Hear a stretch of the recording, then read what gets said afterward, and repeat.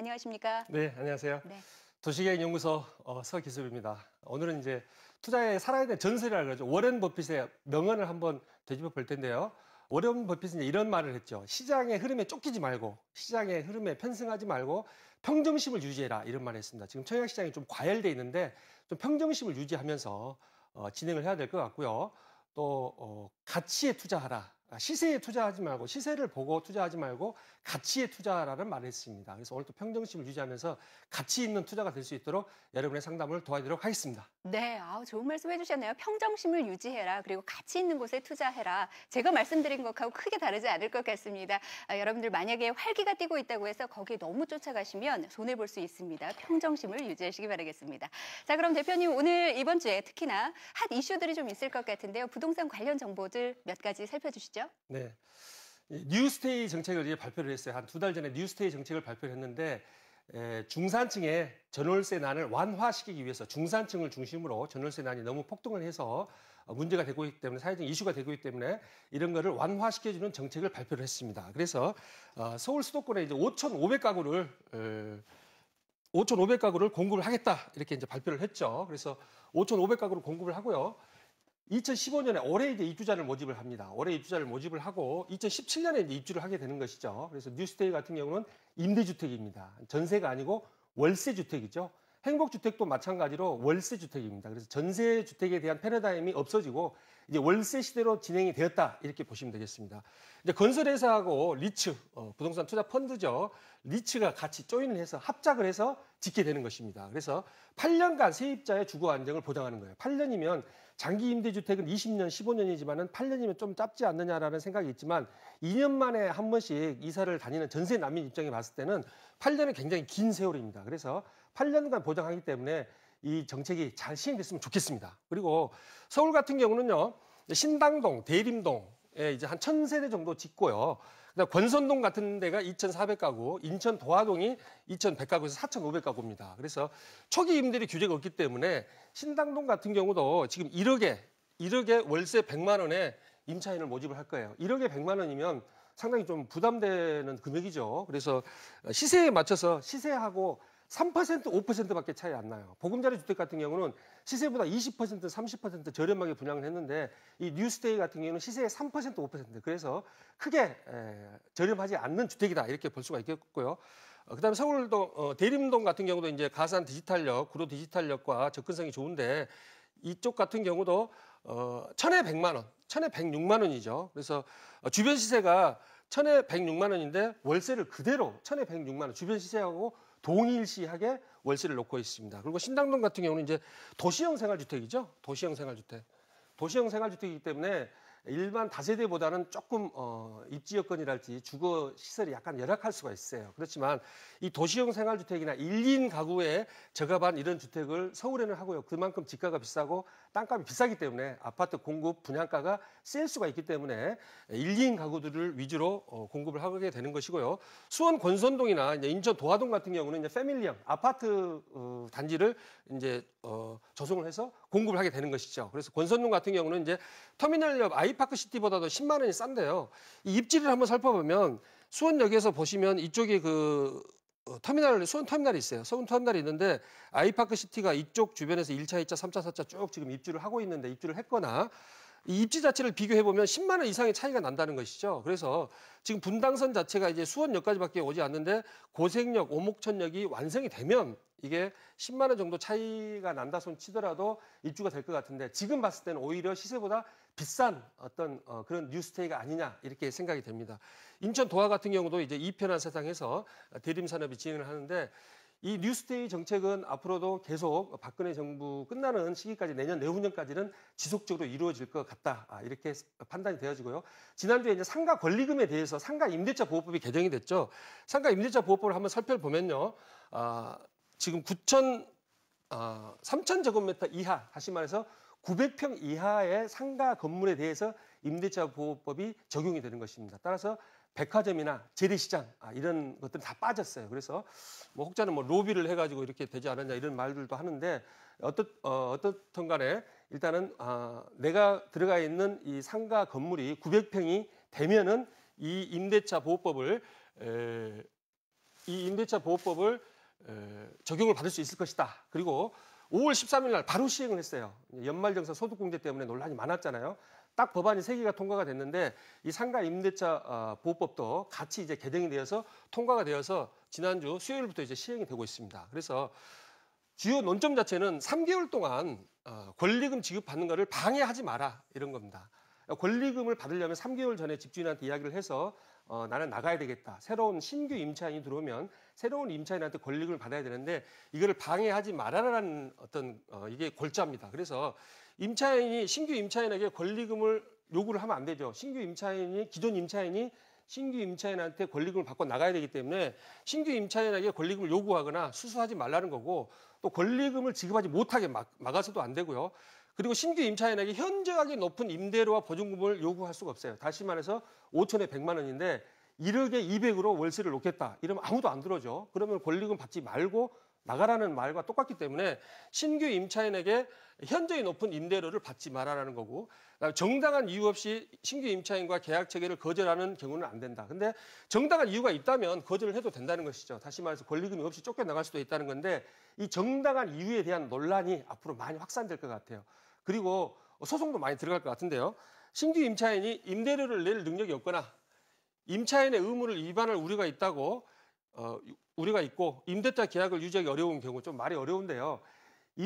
새로운 들어온 임차인이 통장을 보여달라는 것이에요. 그래서 새로 들어온 임차인이 임대료를 낼 능력이 있는 것을 기존 세입자가 입증을 해야 됩니다. 기존 세입자가. 그래서 신규 임차인의 차임 지급 정보를 갖다가 제공해야 되기 때문에 이거가 조금 문제가 될 것 같아요. 그리고 또 한 가지 임대인이 1년 6개월 이상 비영리 목적으로 사용한 경우에도 권리금 없이 나가라고 할 수가 있어요.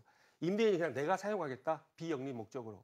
그래서 이런 경우에 좀 문제가 발생을 하죠. 그리고 세입자 같은 경우는 임대차 계약 기간 종료 3년 안에 손해배상을 청구할 수가 있는 거예요. 내가 손해를 봤다. 비영리 목적으로 자기가 쓴다고 해놓고 1년 뒤에 신규 임차인을 들여가지고 만약에 영업을 했다라고 했을 때는 3년 이내에 소송을 제기를 해서 손해배상을 청구할 수 있다. 이렇게 규정을 했습니다. 그리고 한 가지 또 특이한 점은 계약갱신 청구권을 다 보장을 해줬어요. 그래서 5년간 계약갱신 청구권이 지금은 환산보증금 4억 이내, 1억에 300만 원 정도가 한 4억인데요.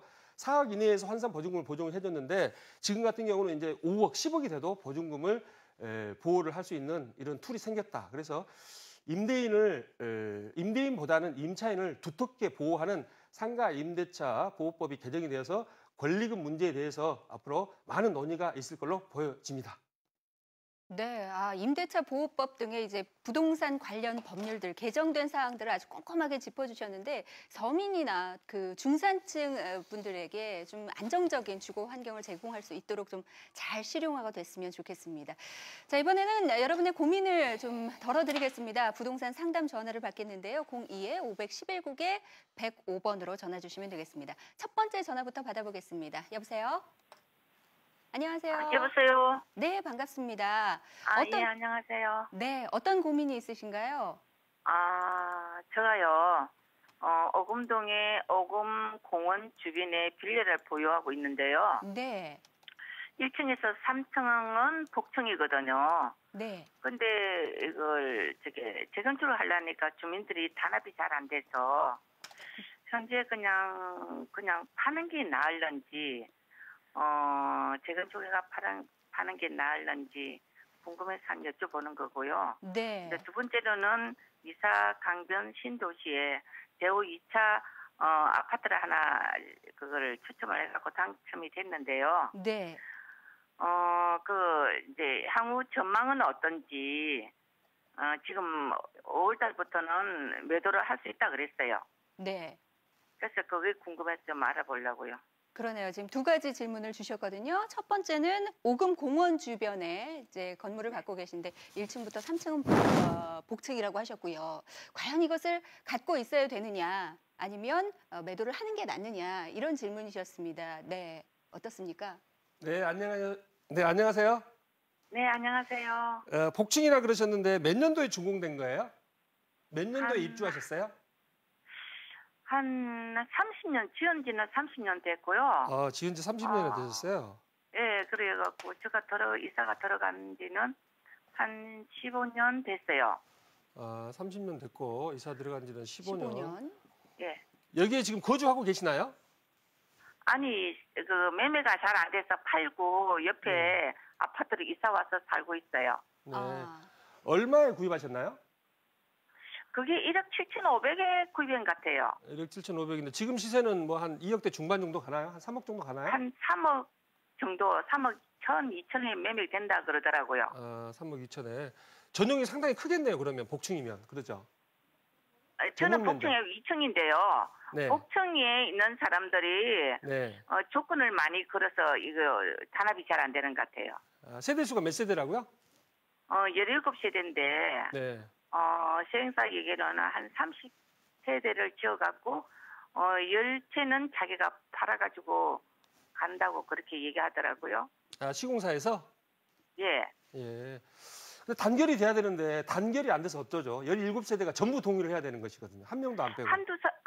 두세 세대가 예. 반대를 하거든요. 아, 그래요? 근데 복층은 자기들이 뭐 복층이라고 네. 좋은 조건을 이렇게 막 요구를 하고 네. 어떤 사람은 거기에다가 뭐 좋은 조건에서 뭐 알파를 또 더 바라고 그러니까 이게 흡여가 네. 잘 안 되는 것 같아요. 네, 참 애로사항이 많습니다.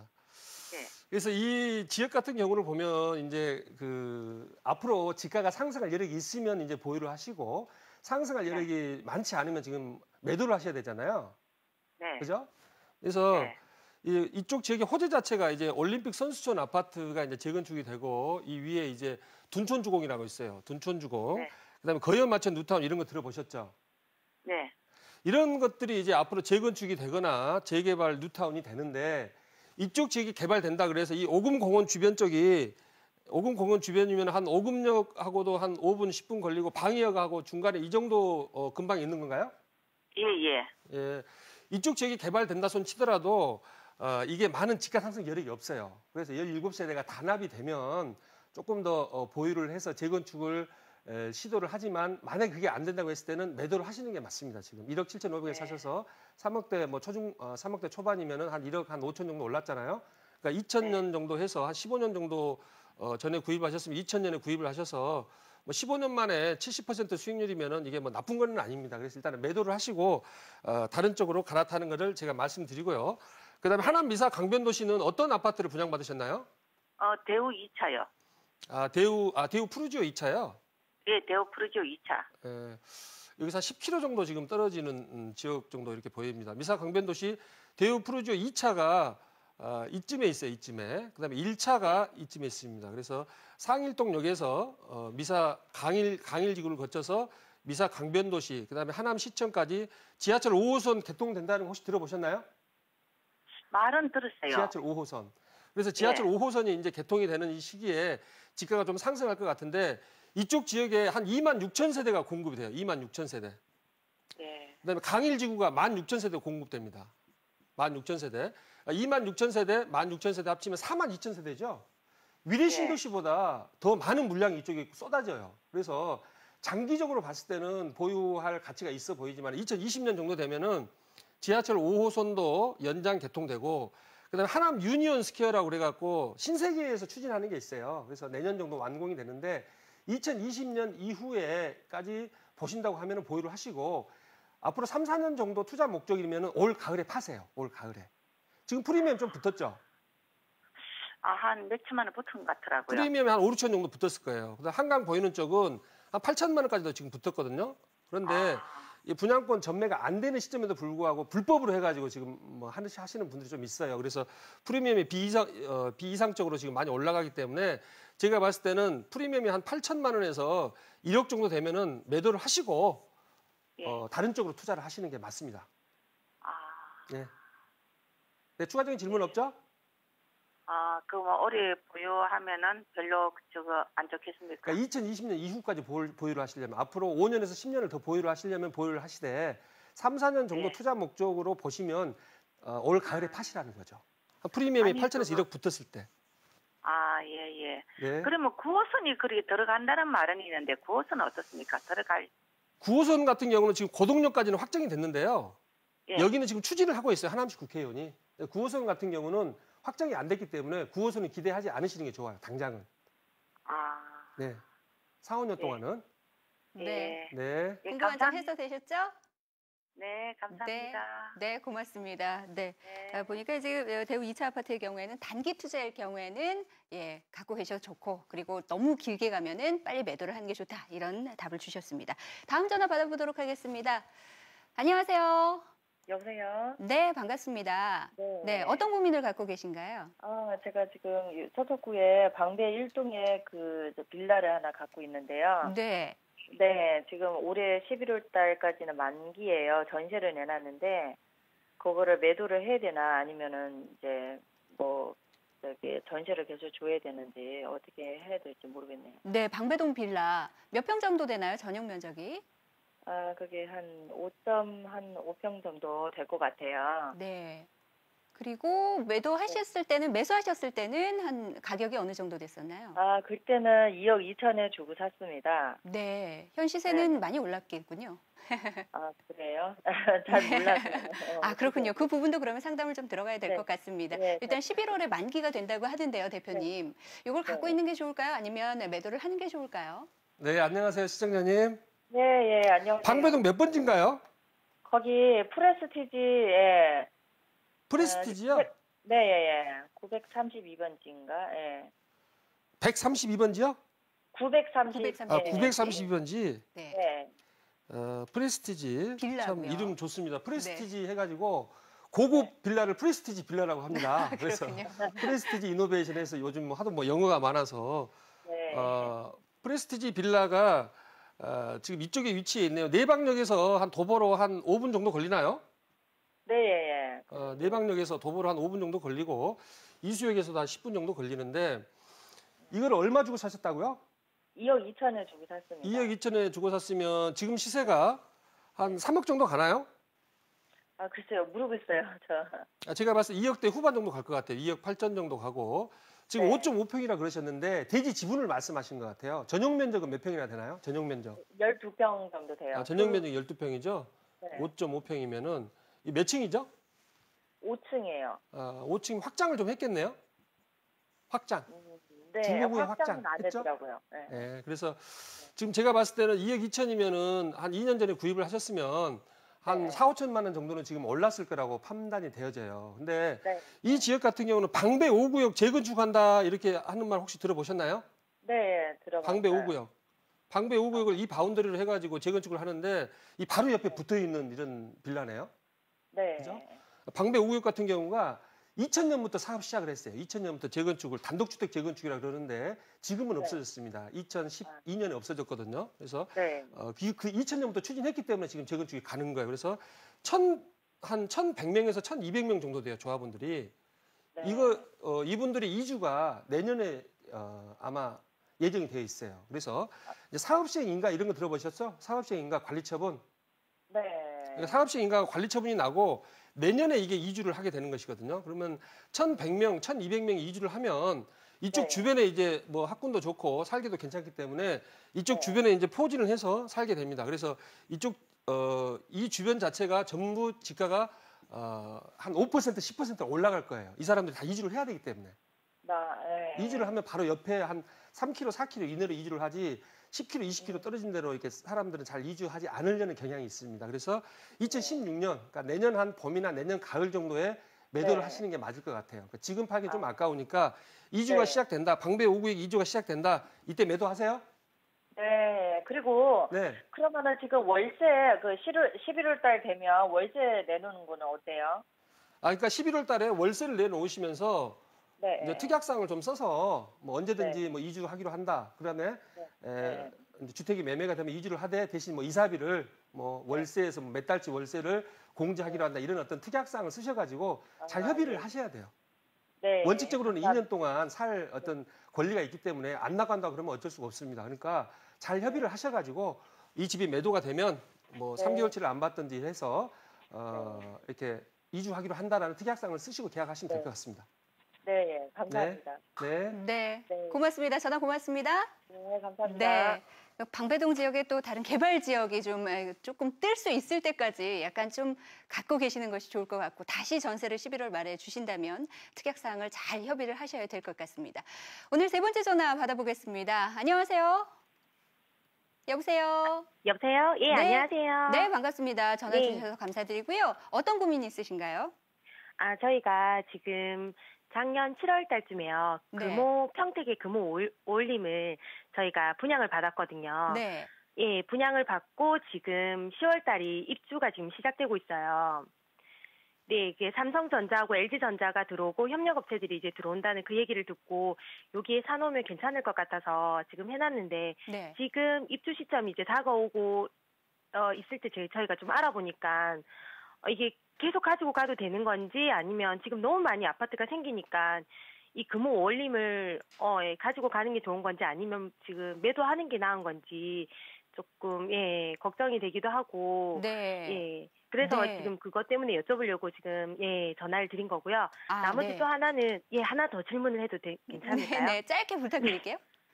저희가 또 인천 송도에 지금 609, 809 쪽에 지금 지금 조합원 아파트를 저희가 지금 청약을 받은 상태거든요. 네네. 그것도 지금 가지고 가도 되는 건지 아니면 네. 모두 다 이제 궁금해서. 수익형 부동산인 것 같은데 괜찮을까요? 네네. 어떻습니까? 네, 안녕하세요, 시청자님. 네, 안녕하세요. 금호 올림 언제 분양받으셨어요? 미분양을 작년 7월 달쯤에 받았어요. 작년 10월 달쯤. 지금 네. 전매 가능한가요? 네, 지금 10월 달에 입주라서 전매 가능해요. 10월 입주라서 1년은 됐네요. 그러니까 미분양이 분양 공고 나고 나서 1년이 되면 이제 전매가 가능한데 네네. 여기 지금 금호 올림 1차, 2차 해가지고 용이 택지개발지구 이쪽 말씀하시나요? 네네, 소사벌 옆에요. 용이. 그렇죠. 네네. 현촌 도시개발구역 용이 택지개발 예정지구 소사벌 해가지고 이쪽 지역에 한 2만 세대가 들어와요. 혹시 알고 계시나요? 2만 세대. 네네네네. 2만 세대가 들어오기 때문에 공급이 좀 너무 많은 지역이에요. 그래서 장기적으로 임대 목적으로 한 2천에 100만 원 정도는 나오죠, 지금. 2천에 100요? 네, 2천에 100만 원 정도 월세를 받는다고 하면. 2천에 지금 100에서 한 80 정도 받을 수 있다고 들었어요. 그러니까 장기적으로 월세 목적이면 보유하시되 단기적으로 4, 5년 이내에는 집가 상승폭이 별로 많지 않아요. 지금 평택 인구가 40만 명인데 80만 명까지 늘어나는데 한 7년, 8년 걸립니다. 그래서 7, 8년 이후에는 미래 가치가 있지만 당장은 집가 상승폭이 크지 않으니까 미분양된 주택을 사서라도 지금 프리미엄이 한 500만 원, 1000만 원 정도 붙었나요? 네, 저희 거는 한 400, 500, 그 정도. 400, 500 받고 그냥 파세요. 파시고 인천 송도권은 시간 관계상 제가 방송 끝나고 다시 말씀드리겠습니다. 네, 고맙습니다. 네, 감사합니다. 네. 네, 전화 주셔서 고맙습니다. 사실 늘 시간이 아쉽지요, 대표님. 뭐 여러 가지 고민거리들이 많이 있을 텐데 그래서 저희가 또 준비한 것이 있습니다. 서기섭 대표께서 여러분께서 궁금한 점을 모두 다 해결해드리기 위해서 늘 세미나를 진행을 합니다. 안내해드리겠습니다. 2015년 신부동산 투자 전략과 투자 유망 지역 해서 세미나를 진행을 하는데요. 매주 수요일 오후 2시에 진행합니다. 역시 서기섭 대표님과 여러분의 궁금한 점을 해결하실 수가 있겠고 신논현역 1번 출구로 나오셔서 함께 하시면 되겠습니다. 매번 선착순 30명만 함께 하실 수가 있으니까요. 예약해 주시기 바라겠습니다. 접수 문의는 02-511국에 105번입니다. 511-0105로 전화 주시면 되겠습니다. 네, 오늘도 역시 시청자 여러분들 궁금한 점을 저희가 모두 다 모아서 전해드렸습니다. 역시 전화 열려 있습니다. 02-511-0105로 더 궁금한 점 있으신 분들은 함께 전화 주시기 바라겠습니다. 도시계획연구소 함께해 주신 서기섭 대표님 고맙습니다. 네, 고맙습니다.